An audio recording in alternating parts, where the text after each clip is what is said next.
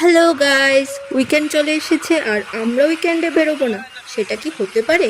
একদমই না। আর এখানে দেখো, আমরা পুলিশ কাকু থেকে বাঁচার জন্য 3 মাথায় হেলমেট পরে বেরিয়ে গেছি।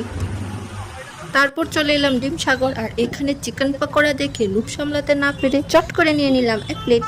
আর এখানে দেখো, আমার বান্ধবীর একদমই তস হয়েছিল না গরম পকোড়া মুখে ঢুকিয়ে কি করছে, আর আমি এখানে ভিডিও করছিলাম বলে ওরা আমাকে খাইয়ে দিচ্ছিল। আর এখানে দেখি 32 দাঁত দেখাতে দেখাতে চলে এলো আমার ছোট মস্তান ভাই। আর এখন যেহেতু সবাই একসাথে আর সেখানে চায়ের আড্ডা হবে না, সেটা কি হতে পারে?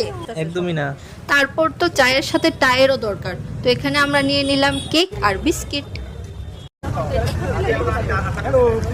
চায়ের পর্ব শেষ হওয়ার পর সবার শেষে 10টা বাজিয়ে চলে এলো আমাদের হাবারাম শশীবাবু। তারপর শশীবাবুর ইচ্ছে হলো মোমো খাবে, তো আর কি, সবাই মিলে চলে গেলাম গোর্খা বস্তি মোমো খেতে। আর এখানে ফার্স্টেই দেওয়া হয়েছিল 2 প্লেট মোমো। তারপর এখানে ওয়েট করতে করতে ফাইনালি এসে গেল আমাদের বাকি মোমোগুলো। আর এখানে হাবারাম দেখো কিভাবে স্যুপ খাচ্ছে।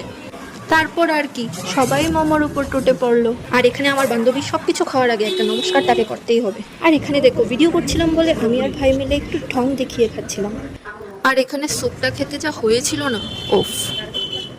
আর এখানে দেখো, ঘড়িতে বাজে প্রায় 11টা, তারপরও আমাদের খাওয়াই শেষ হচ্ছিল না। লাস্ট বাড়ি যাওয়ার পথে আবার খেয়ে নিলাম একটি আইসক্রিম। এই বলো, এখন সবাই চলে যাচ্ছি বাড়িতে।